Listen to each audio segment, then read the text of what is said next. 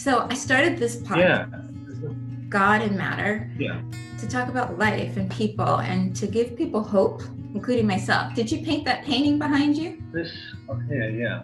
I painted what's behind me. Yeah, cool. Yeah, there are two actual boards behind me. Oh, yeah. I started painting, I guess actively painting in 2014. I hadn't painted in like a little bit over a year, and then I started up again a couple weeks ago. This is my latest work. So, talk to me. Right, cool, nice. Thanks. Yeah, good. Talk to me. How are you? What is life like? This is God and Matter, and this is Arlene J.M. and I am interviewing Tim Ellis, who is a musician, a photographer, a painter, an artist, and a person. Tim, why don't you introduce yourself properly to the people? No, that was better than I can do. You know me better than I do, I don't know. I'm here living in Spain and playing with my band, making music for film and TV. So I don't have time for painting at the moment. It's a bit of a shame, but I've done a bit of film and television scores. Yeah. Can you talk more about that? Yeah, film company here that I do all their music for all their projects. And then there's a couple of other guys that I met who are filmmakers. I do music for them. And then I do music for companies that produce music for TV, or, anything on television. So this could be anything, really, anything. There's lots and lots of... The funny thing is that my music is on TV all over the world, all the time. And I've never, ever heard it. Oh, really? Yeah, I don't have a TV. I don't have TV either, but I get my news from my phone or the radio. So when you say here, they don't know where here is. So where are you? Yeah, Alicante in Spain, southwest coast, Spain. Okay, and we are talking in the time of Corona, and Spain is a hot spot for it. How is that working? Yeah, well, it's pretty strict here at the moment. We can only go out to buy food, the pharmacy or the doctor or something. All other times we're supposed to be at home. Apparently they've been giving out lots of fines to people who are breaking the rules, and it's pretty strict. So I kind of normally go out once a day to the shops. That's it, really. No. Can you go out for exercise? No. No? No. Oh my gosh.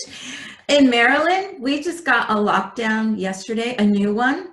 So ours is now, at first it was recommended that you don't go out, but now, and they shuttered a lot of different businesses that were determined to be non-essential, but now we are officially on a stay-at-home order. You must stay at home. Oh, really? You can only go out for grocery shopping or essential items, like if you do car repair, pharmacy, as you said, but we can go out to exercise. Yeah, they can in the UK as well. They can in the UK, but no, not yet. Not allowed. Yeah. And I've also been banned from my local supermarket. You were banned from your local supermarket? Yeah. Nasty little security guy. I went down there the other day and I met a friend of mine. We queued up together. You had to wait to go in. You had to wait till people come out, and he would let some more people in, and there were a lot of people. So I went in and he held her back, and she said, "Oh no, we're going in together." And he said, "No." He said, "You've got to wait till he comes out." So I noticed that. I said, she sent me a text, she won't let me in. So I went out, I said, what's the problem? He said, well, you're together, only one of you can shop at a time. I said, no, we're separate. And he said, no, you're together.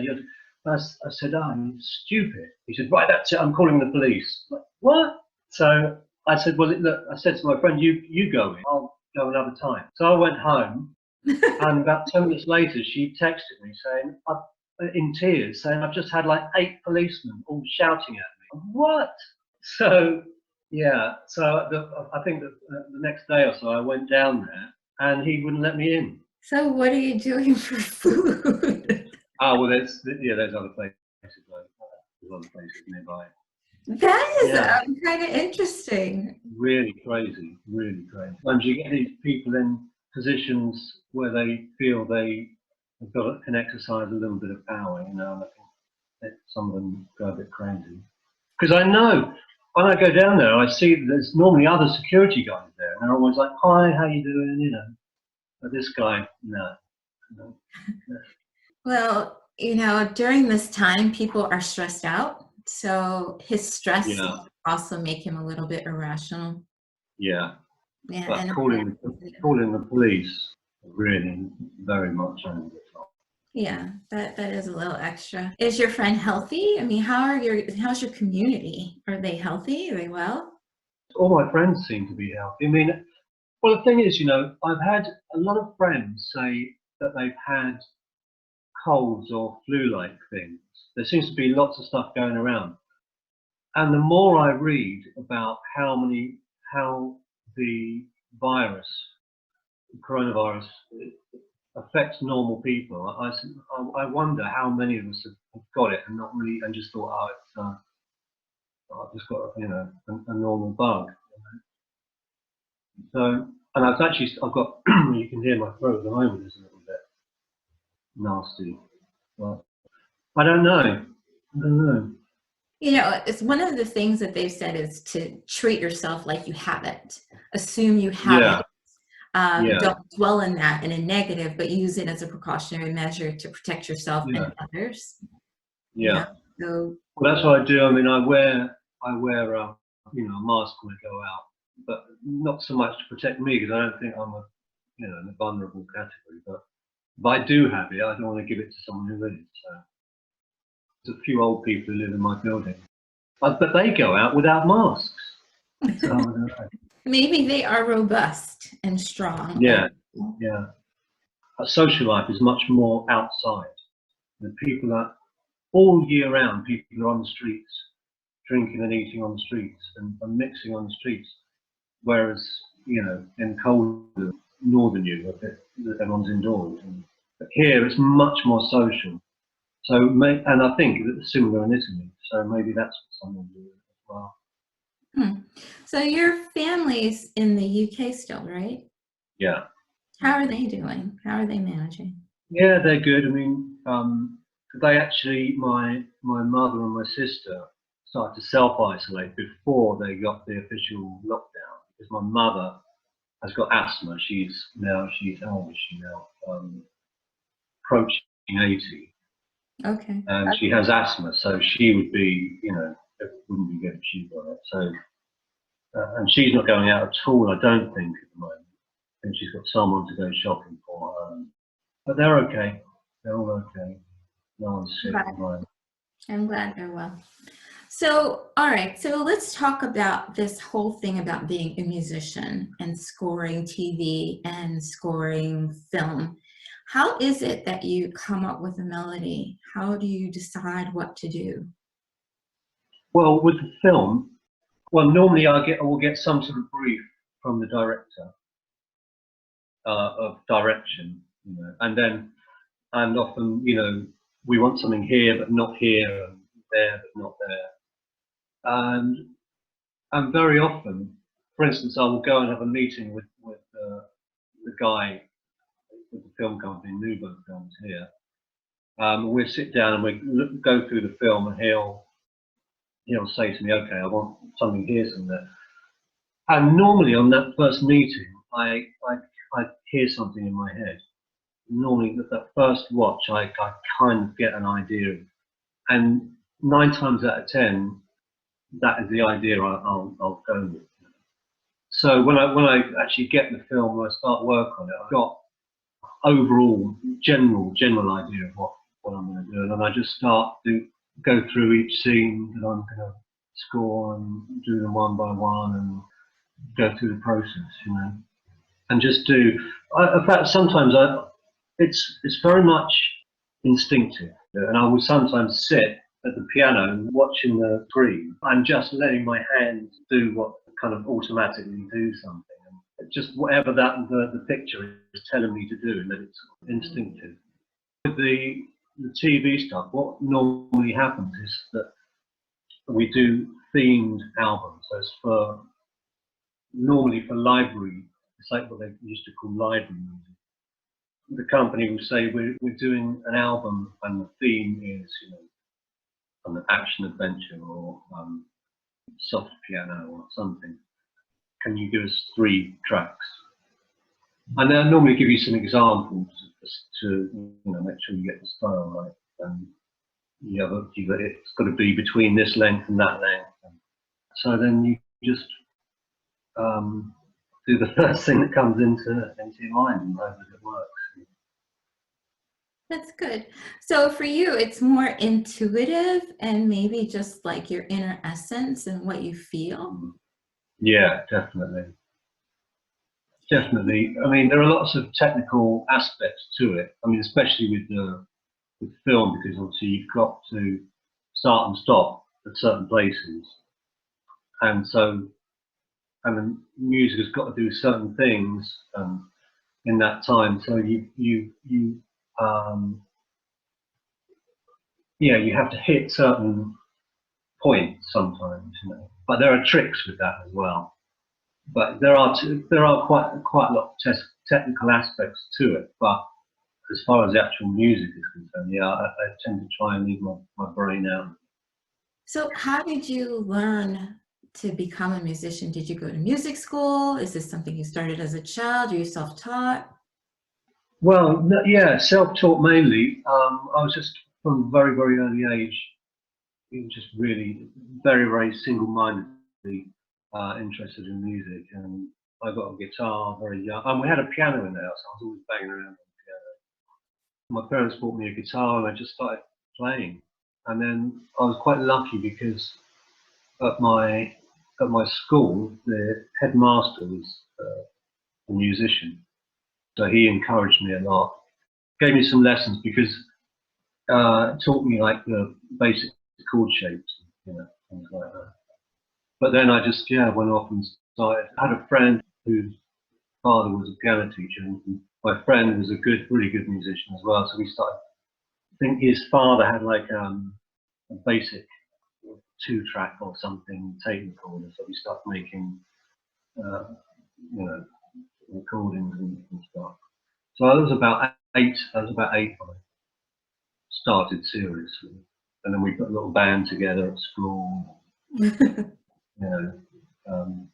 My granddad was also, he was into electronics, and he built my first guitar out. But he built like effects units and stuff for my guitar.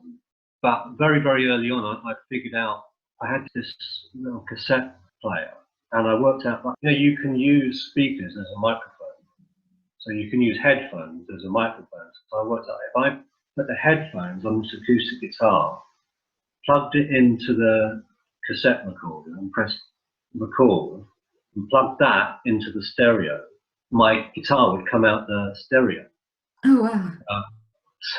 And then of course, if I turned the volume on the tape recorder, the input volume right up, it would distort and sound like an electric guitar.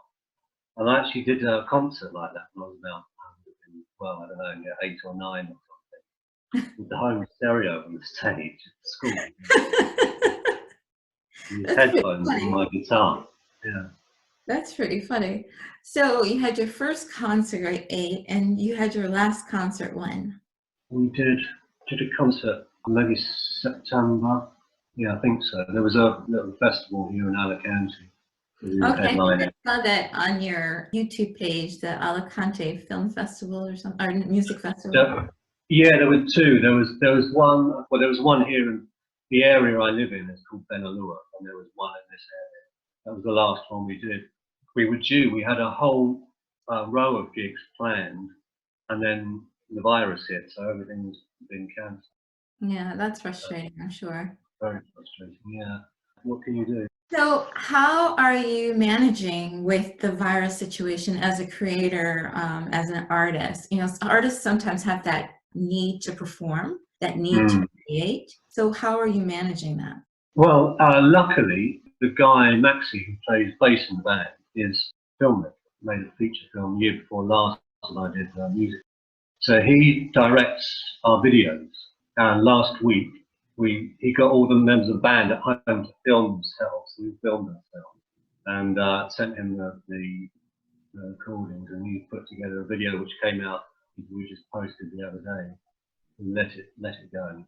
Yeah, I saw that. That was interesting. It was like talking heads or singing heads musical head. Yeah, Yeah. yeah. It's quite fun. So yeah, that you can on the International Freak Machine YouTube channel. You see that.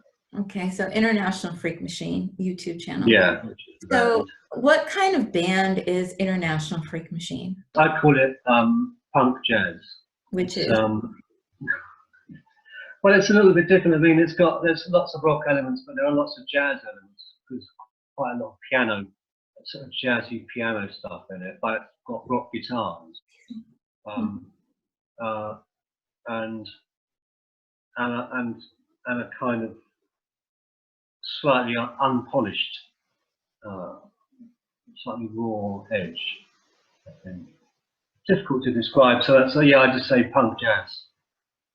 It's definitely different. It's innovative. It's different. It's not the ordinary. Yeah. So for people looking for a change from the mundane, it's a good change, something new. Yeah. Definitely Yeah. different. You create music with a lot of different people. Who have you created with, and how, are there any like amazing stories that you'd like to share?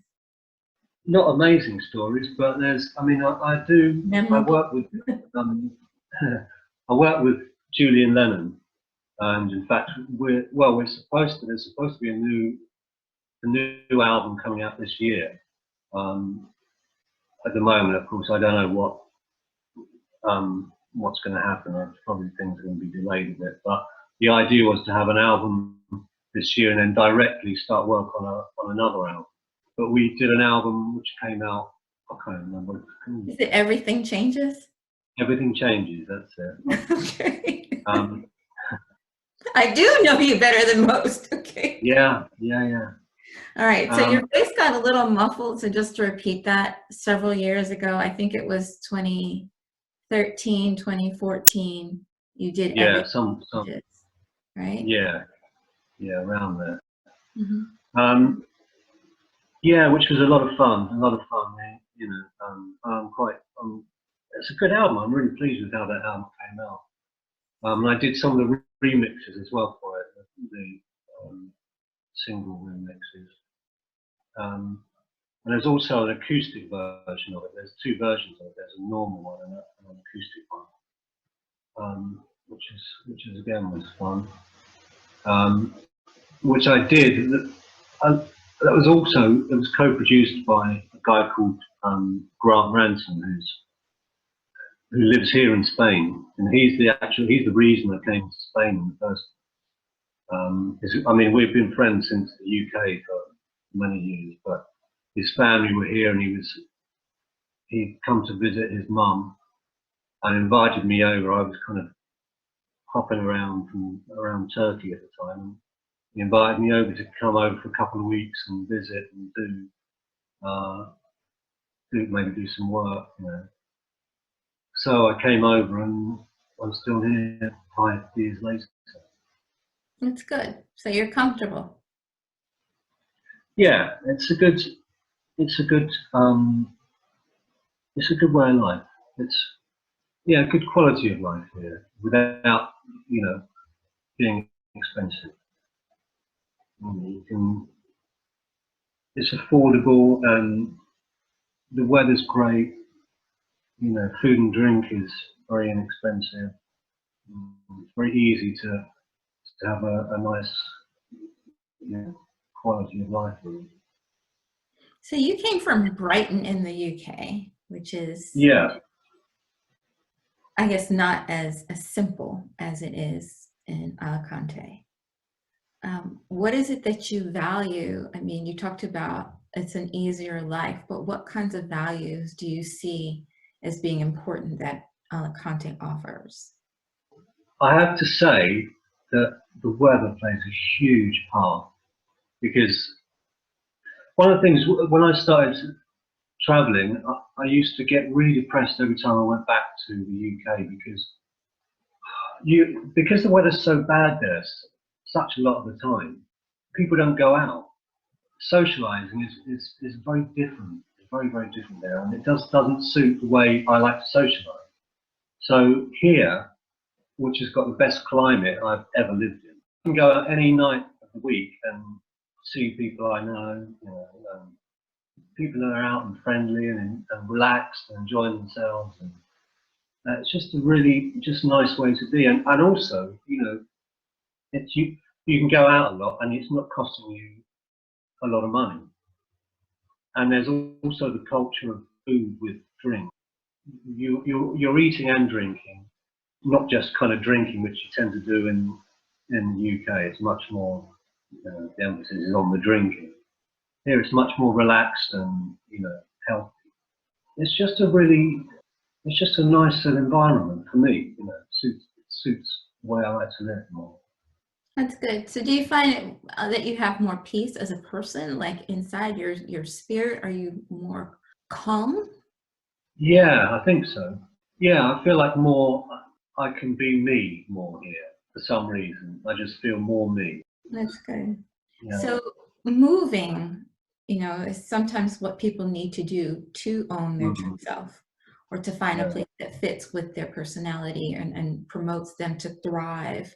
So what would you say to someone who is very unhappy where they are, and what would be a successful way to change that? I found, and lots of other people who I've spoken to who have moved away or moved to another country have said the same thing, which is that I started traveling a lot first. I was always moving around, but not sort of taking the plunge, getting rid of my flat in the UK and being full time somewhere. And it was because I wanted to keep that safety net. And I kept thinking to myself, when I've got enough money, go and live somewhere else. And when this happens, then I'll go and live somewhere else. And it got to a point where I realised, no, I've got to do it. I can carry on the rest of my life saying, when the time is perfect, then I'll go. I think you've got to just do it. Sometimes it is taking a gamble. You've got to take that gamble. I think it's a bit scary. And even when I first came here to Spain, my plan was not to stay here, as I say, to visit a friend. But after a few months, I started to think, well, maybe I should finally get rid of that place in the UK. Before that, I was thinking I was going to either end up in France or Turkey. But here just ticked so many boxes. And I wish I'd done it sooner. But that's it. It's very easy to be thinking, when everything's perfect, I will make that move. But really, that day probably won't come. The perfect day won't come. If you want to do it, then you just got to do it. You can't be reckless about it. You've got to have some kind of plan. But I was lucky that I was in a position where I can work remotely. I don't have to be in a particular location. So there was that, which was a help. But things go bad, I can't get social security or anything like that here. I think that's it. Just do it, but with some sort of a plan, but take a bit of a chance. I think that's true about life. You have to be willing to take chances. A lot of times, let fear get in the way. What if, and then we end up in the same place. And that what if is not changing our state of being, unless you're going to accept your circumstances. But if you're still questioning, then it usually means that it's time for a shift. That's my experience. Yeah, because I think it's very easy to kind of think, oh, well, this is the way things are. I don't like it, but it's very easy to kind of get into a rut and accept things. And I think some things we do have to accept, but if life is not enjoyable, then you've got to change it. You've got to change it, and in whatever way, but you've got to do something. No, you can have fun. That's true. That's very true. What kinds of things are you doing to have fun on your lockdown? Is there such a thing? Well, it's funny because I'm someone who really loves to get out. I love my personal freedom to be able to jump in my car and go into the mountains or to the beach or whatever. And, I go out every day, but I've been not too bad with this because I've got work, I can get on with work, and there's nothing I can do about it. There's no point in getting upset about it. I have got to accept it and find a way to live like this until it's over. So I think just accepting that, really.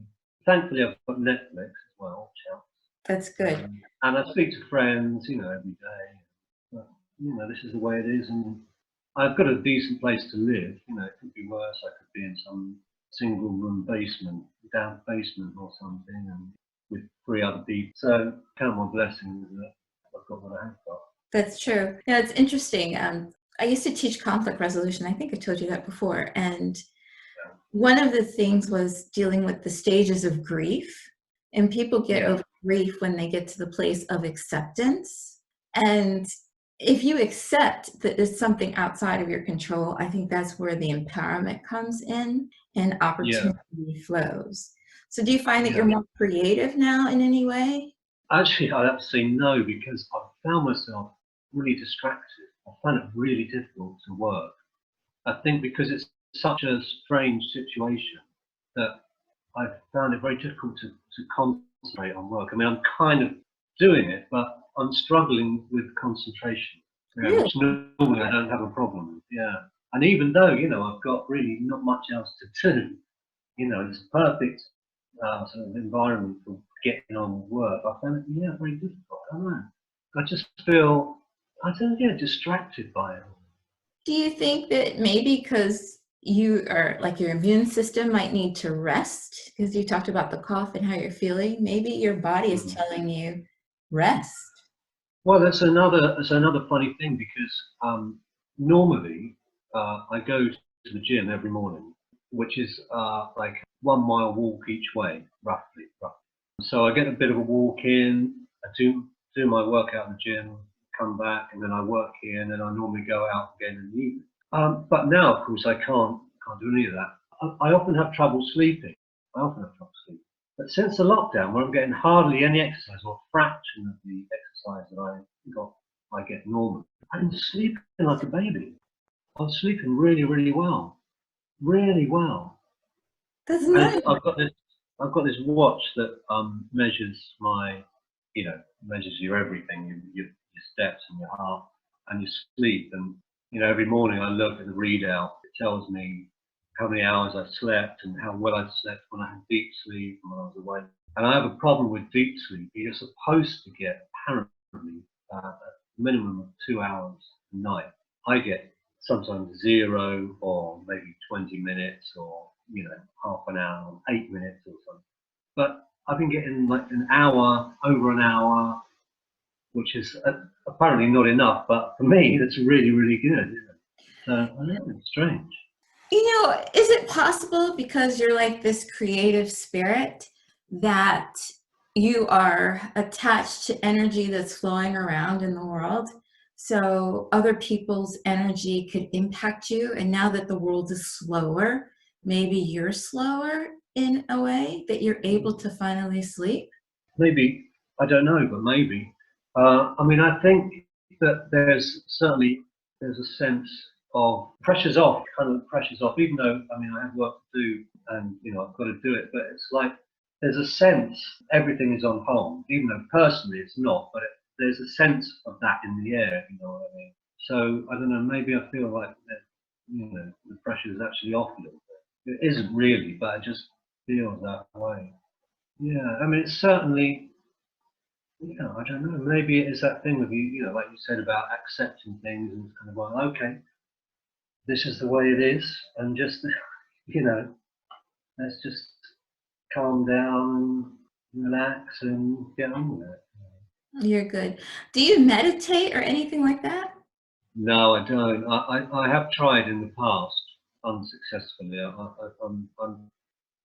I'm not very patient, but haven't managed to get further than 2 minutes, and it's felt like an hour.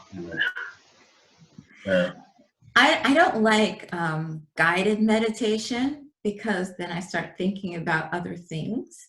But I like I don't know if you remember, years ago you had sent me the ocean sounds. Oh, yeah. Yeah, and I told you, like, I love the ocean, right? I love water. Yeah. And the ocean sounds, they're very calming to me. And so using those things to like meditate and be quiet my mind has been like key and so important. I still do that. I mean, at night I put on ocean sound. I'll tell you one thing I do though. It's not meditation as such, but it's like a breathing thing. What is 4-4-7-8. So you inhale through your nose for 4 seconds, hold it for 7 seconds, exhale through your mouth for 8 seconds, and you're supposed to do 4 rounds of that. And I find that if I'm like, if I, you know, sometimes you wake up in the night and you can't get back to sleep, I do that, and it always works. Always seems to work. I think, and I know there are lots of different breathing exercises, and I want to sort of investigate those because I think it's a thing that can do wonders. I do remember we discussed those breathing exercises before, and I do think that they are helpful to do 4-7-8. Breath is extremely important. As a singer, how does breath work into what you do? Well, actually, you know, when you sing, you don't actually use a lot of air, but it's just a question of breathing in at the right places, really. Yeah, that's it. You've got to breathe strategically. You know, I mean, I've never had formal singing lessons except for my old manager, who happened to be also was a singing teacher. And I had one sort of session with him. And yeah, what he sort of showed me was just really invaluable. It kind of like, it was enough to know, okay, that's the way to go. And I just sort of followed that path, and that was very, very helpful. But yeah, technique is quite important. Well, very hugely important with singing, hugely important, especially if you're doing lots of gigs, because if you're not careful, you just lose your voice very quickly. Cool. Singing and just making sure you don't use your throat, basically keep your throat out of it. So do you have any rituals that you do with singing? No, I don't at all, no, nothing at all. I've been toying with the idea, they do this, there's a drink here which I love called Carajito, I think it's called, and it's a black coffee with rum or brandy in it. And I think this is going to be a really good idea before each gig to have one of these. That's funny. That's going to be my new ritual. Oh, okay. And say it again, the name of it. It didn't come off as clearly. I think it's Carajito. Carajito. And that's coffee and brandy. Yeah, or rum. I think you can have either. There's another one called Belmonte as well. I can't remember. It's so long. So I don't actually drink these things very often. I can't remember, but they're delicious. And I thought, I was thinking the other day before the next gig, I'm going to have those because you've got the caffeine, gives a little bit of energy, but you've got a little bit of alcohol, which again I don't really drink. Take the edge off a little bit, and it tastes delicious. Yeah, I can imagine so. But doesn't caffeine constrict your blood vessels or something like that? What does caffeine do to your blood vessels? I can't remember. I think smoking does. I don't know. Yeah, I don't know actually. I should check. But it's only a little. It's only one. And I normally have 2 coffees a week. Because it really doesn't agree with me if I have more than that.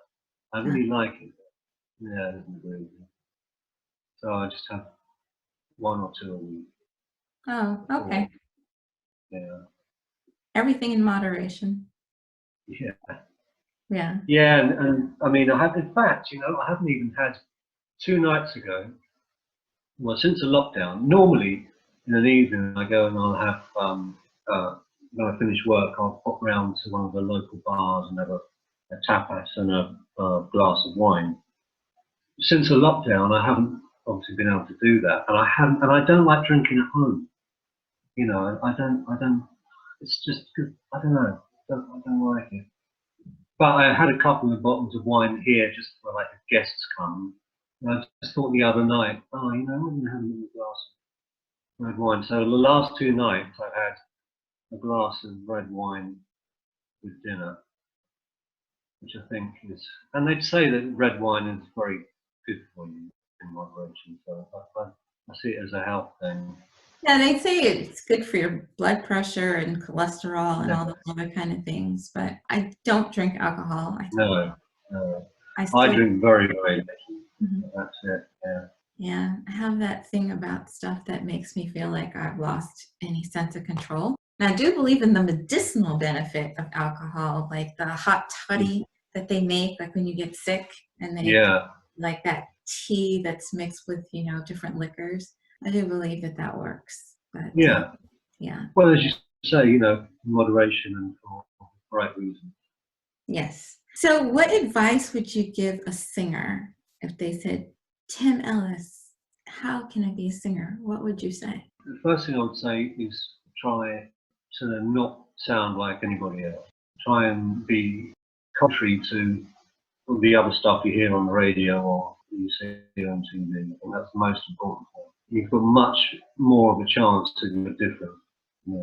That's the number one thing, really. That's the number one thing. And just put yourself about as much as possible as well. Involve people who are good at what they do. Don't try and make a video yourself if you know someone who can do it better.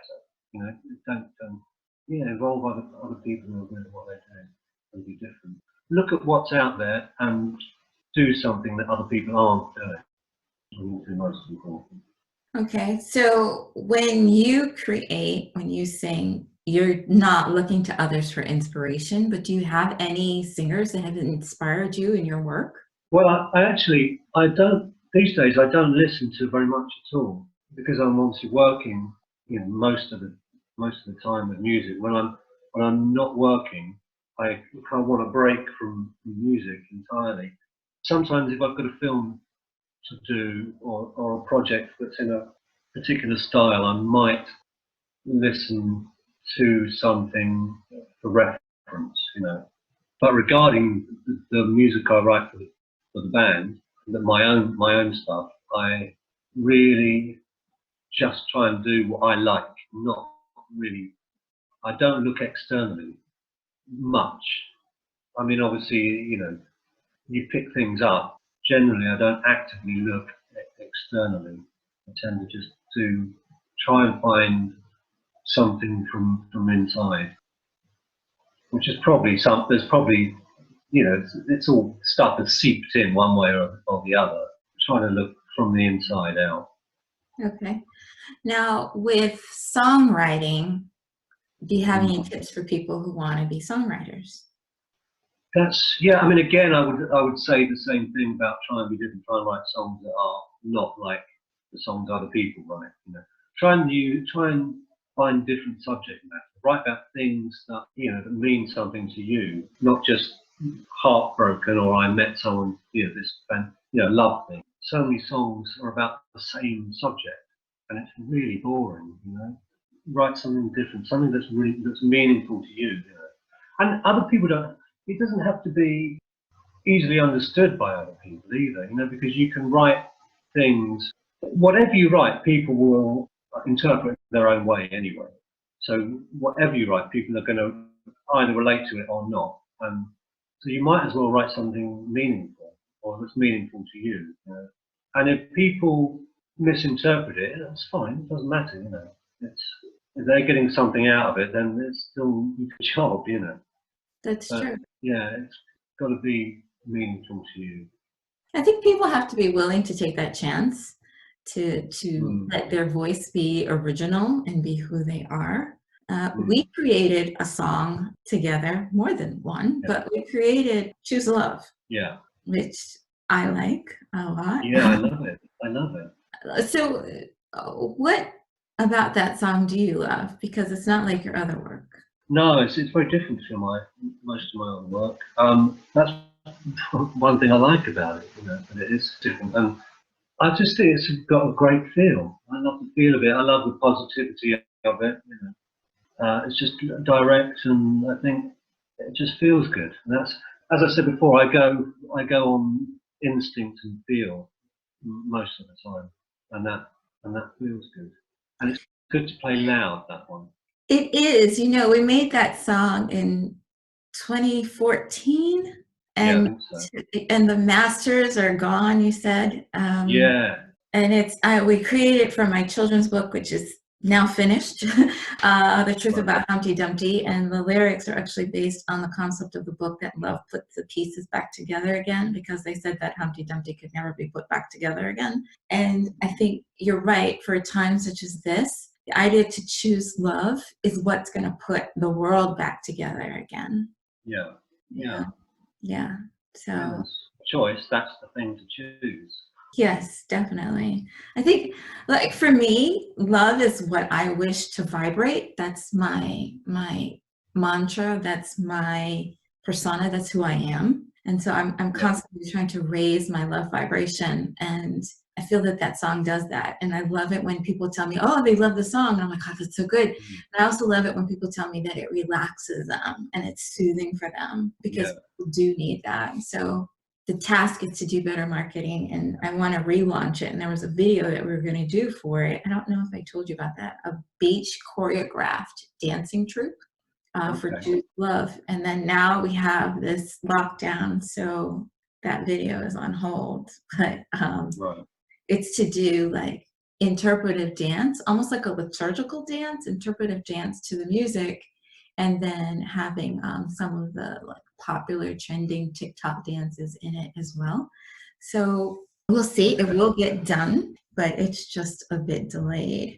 Now, it will be. I'm excited for it. Our process was me saying, okay, because I see and hear things like in terms of music, I have a feeling as well. Like I cannot tell you this is an E or F, G, or go by what I feel, so to see the end product and to hear the end product is consistent with what I felt. And so I am appreciative that you were able to make that vision come to life, and also receptive of a non-musician saying, okay, this is what I think. It was a great collaboration in that way. Thanks. Yeah, no, the greatest collaboration of your life. Say that better than Julian Lennon. Yeah, the greatest collaboration of my life. I think. I really love how it turned out. I like it a lot. Yeah. I do want to do more, and we are trying to work on that other song. We won't talk about what that is about, but I do hope that your distractions will be able to make some more stuff. And we do have a meditation song, so Metamorphosis. And Metamorphosis is going to be coming to life soon. So we keep plugging, and I'm going to release the instrumental version of Choose Love as well. Because people do like it, and people do need to get that message. With regard to what you do, if you weren't a musician, what would you do, Tim Ellis? Or, I mean, you're a photographer and you paint as well, so I guess those are things you could do, but what would you do? It would have to be something like that. It'd have to be creative, something creative. That's it. I can't be any other way, and it just has to be something creative. That's just the way I am. I go crazy if I can't, for whatever reason. Well, I'm lucky that I can be creative, but it would have to be, I don't know. If it's not music, it's painting or photography, or maybe writing, which I've done a bit of in the past. And something creative. If I'm doing something creative, I'm okay. I'm happy. It doesn't really matter which avenue it is. As long as it's creative, I can I'm okay. If I don't have that, then I'm lost. I feel the same way. I still have my law license, and I recently fired my legal client. I had a legal client, and I helped them with a patent issue, and I was happy to help them with it. I didn't make any money from it. It was a contingency, and I fired them because I just realized that I didn't want to help them anymore. And they were not good for my soul. And I realized that, that authenticity is important. I need to create. So when you're talking about the distractions, one of the things that I did to ground myself and to start over was to paint. And so maybe, I mean, are you still actively photographing, or you can't because you're trapped? No, I'm trying to think of things. I've just been photographing my guitars, and so I'll find something in here to do. Yeah. What about painting? Well, yeah, I would like to, and in fact, my friend Grant, who I mentioned earlier, bought me some Indian ink and some paper last year that I haven't touched yet, which I'd really like to. So maybe if I have time. But I haven't really had a lot of time because I've had work to do, and I But haven't you have had. time now, and you have, I don't know, maybe, I don't want to tell you what to do. I mean, you're your own person, but maybe the distractions can go away. Maybe there's something in you that needs to come out before you can get to the next thing. Maybe. Maybe, and when I say get to the next thing, maybe something needs to come out of you before you go to the next scheduled thing. Yeah, Maybe no, quite possible. interruption needs to be an interruption. Well, yeah, you could be right. There is actually a technique of, for instance, if you're a musician and you have writer's block, you're stuck. Sometimes if you find if you do paint or write a poem or something different in a different creative area, it can then free up the area that you have a block in. So yeah, maybe I should do something different. Just a thought. Just a Yeah. thought. I found it helpful. When I used to do actively like mediation and then arbitration and then screenwriting, and then I did joke writing, I used to have to do something like drawing or painting to switch my brain from that analytical problem solver, facilitator, to the creative side. So maybe there's something. I just offer it up from experience. Yeah, no, that makes perfect sense. Yeah. Okay. So what do you love? What inspires you?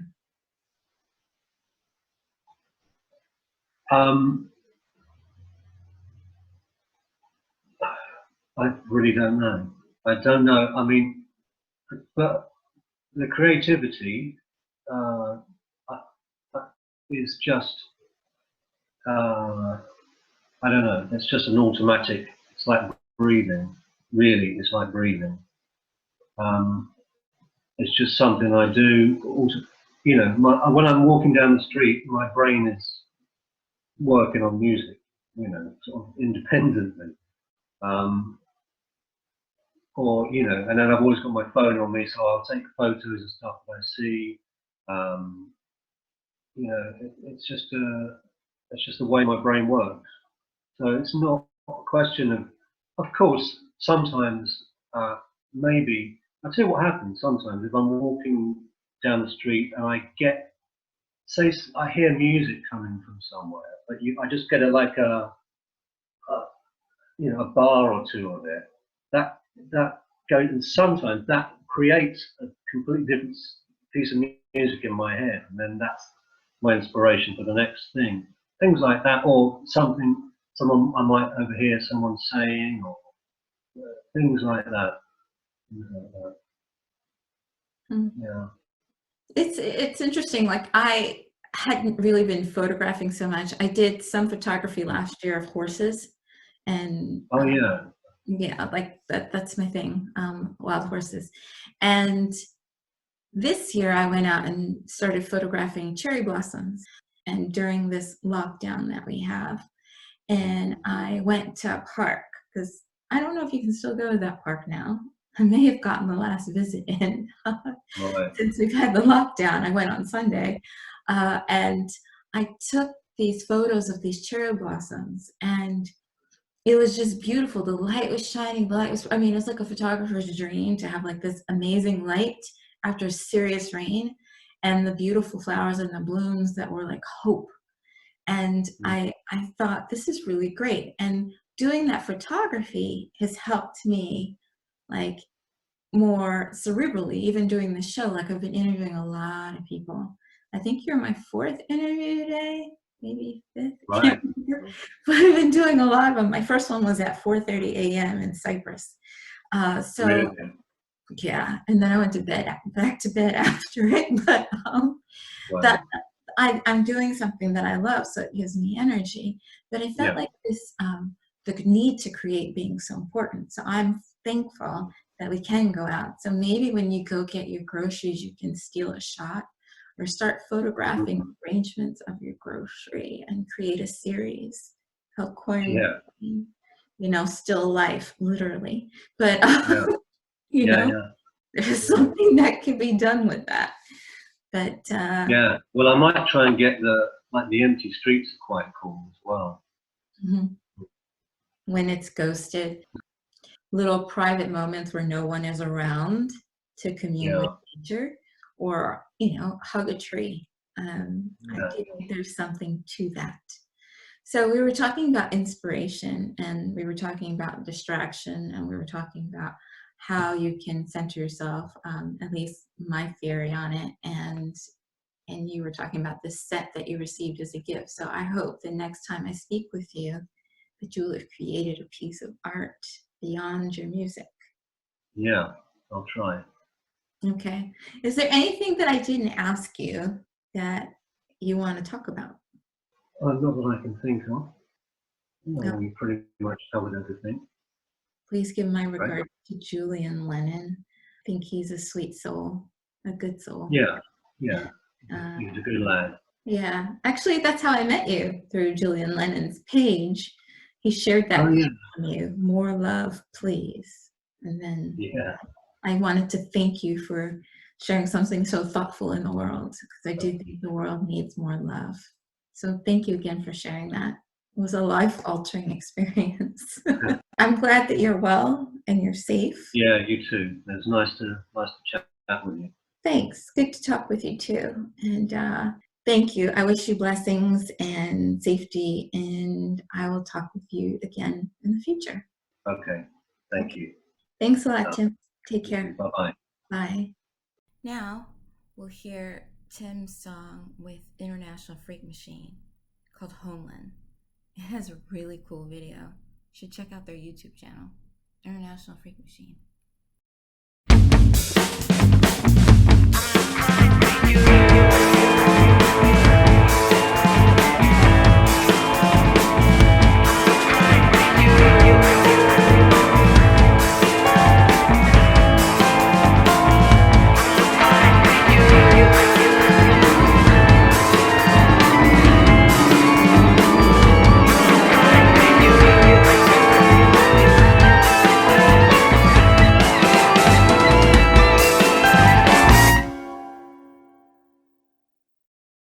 So that was about 30 seconds of Homeland. What'd you think? I like it a lot. To hear more of it, please go and stream on any platform. Homeland by International Freak Machine. So Tim and I talked about our collaboration on music, and one of those projects is Choose Love.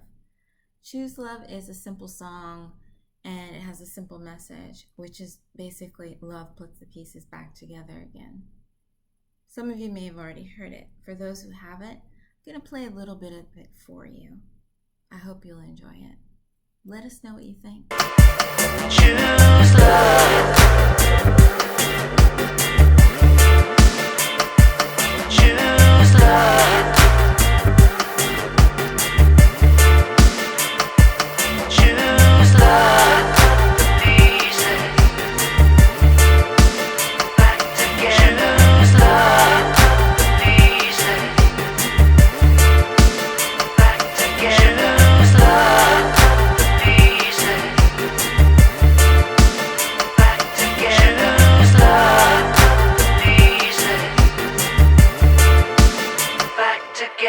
Again. I hope that you love to choose love, and that you will in fact choose love in life. This interview with Tim took place like at almost the very beginning. He was one of the people that I reached out to, and he said yes, and I was so happy that he said yes, because he's known to be pretty busy. not only with what we're creating, but his other projects, scoring film, scoring TV, his photography work, and then he's a very social person in Alicante, Spain. Now, with regard to what Tim and I were discussing, a lot of it dealt with initially the lockdown period. And Spain, which I just read this morning, made an effort to be even more sustainable in their lifestyle practices. Spain made some pretty significant efforts to flatten the curve, and they succeeded, even though it was not popular. People criticize the rigidity of Spain's policies, but when you take a look, they were right. Herd immunity does not work. Restrictions do. Next time on God and Matter, our guest will be Kyla Hill. Kyla is a revolutionary hempress. She is known for her advocacy for the use of hemp, and she's also a vegan. She's also a budding chef and has a cookbook in the works. It was a really interesting conversation. And since our conversation, I think I've moved to even a more stricter form of a plant-based diet. God and Matter is produced by Arlene Speaks Media, LLC. It's available on YouTube and distributed through Castbox.fm. For more information, please visit our website, godandmatter.com, where you can learn more about the show and me, your host, Arlene J.M. Arlene Speaks Media, LLC holds all copyright to the show, all rights reserved. And I should also mention that we appreciate your support. Please subscribe, share, listen. Until next time.